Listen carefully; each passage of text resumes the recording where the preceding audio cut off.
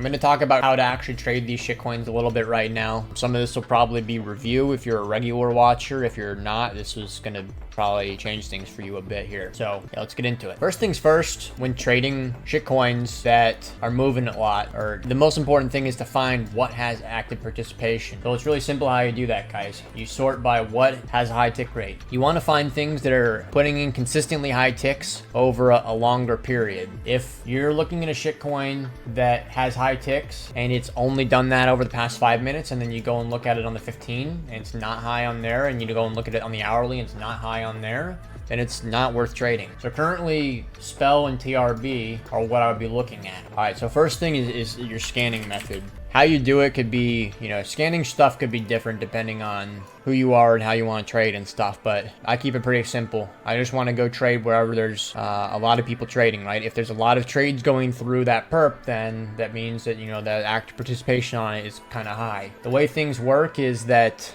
basically because these things are straight up getting manipulated these days, you see high tick rates come in on shitcoins, and then that makes the traders come and trade it. It's kind of a chicken or the egg thing where manipulator gets the tape speed up, and then all the apes like myself go, ooh, I'm gonna go trade that. Because without high tick rate, I basically can't scalp. I need that active participation. Next kind of thing that's important with regards to what you want to be scalping is volume, right? You need decent volume in combination with high tick rate. Those are the two major parameters. If you have decent volume and decent tick rate, volatility is irrelevant because volatility is a given. If you have high volume and high tick rate, you're going to have high vol. So ultimately, high vol is the goal that you're looking for, but you should know that if you have high vol, or if you have high volume and high tick rate, you're going to have high volatility. So number one thing is the scanning method is really important. You have hundreds, if not thousands, of perps that you could trade. If you pick the wrong ones, you're going to be just sitting there watching a chart do this. Oh, Bitcoin moved. You want to be trading something that is moving on its own. All these kind of cartel coins on my scalp list this week, they all move on their own. That's really, really important, guys. Next kind of thing I would say would be trend recognition. You need to acknowledge if the trend is up or down. And you need to really lean heavily into what the current trend is, guys. If the trend is up, I basically am not going to be shorting it all. If the trend is down, I'm basically not going to be longing it all. I wait for the reversion setups within the larger trend to come, and then I lean heavily into that. If you use hard levels as invalidations when scalping, you're gonna have a bad time.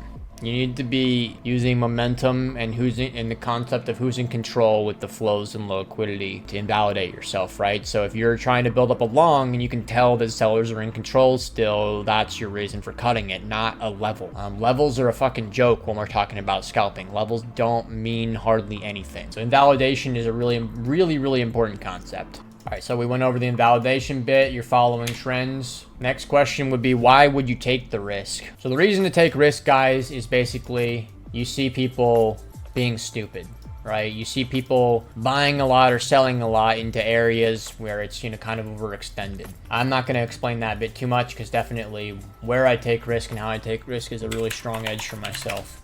Next thing is going to be taking profit. This is the most simple bit of it all, guys. Is the trade going in your direction? Take profit. That's it. Is the trade pushing into your band? Take profit. It's not we traded into my level, so I'm going to take profit. No. I see people buying into resistance. I'm going to take profit. No. Is the trade moving in your direction? That's it. That you don't overthink it with scalping. Is the trade going in your direction? You're closing it out and taking profit. You're scaling out because it's going in your favor. It's that simple, guys. So that's the kind of core rundown right there. I don't really want to explain too much more. The last thing that I'm going to explain is around levels. And this is an incredibly discretionary thing. So good luck learning how to do this on your own. But this is definitely something that works really well for myself and helps me a lot. Last kind of thing to cover is the momentum stuff, right? So let's say price is doing this and it looks like it did this, right?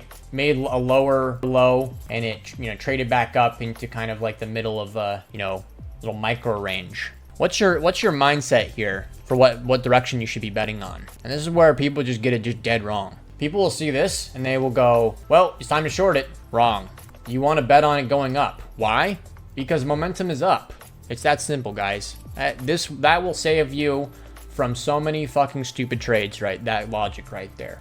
This is where you gotta erase the concept of levels and market structure and stuff from your mind, and you view purely momentum with flows, and understand that if you were to draw a schematic of how price moves, it moves like this. It oscillates back and forth with chop in the meantime, right? Like the up moves are never straight up, they're chop. That's how price moves. You need to start to understand how these bits where price turns around, what they look like with the flow and what they look like in your chart. If you can start to be able to anticipate these, then you can tear it up scalping. So that's your homework if you want to learn how to scalp, in my opinion. Learn how to do what I just explained. Learn how to identify the turning points. That's it, guys. That is it.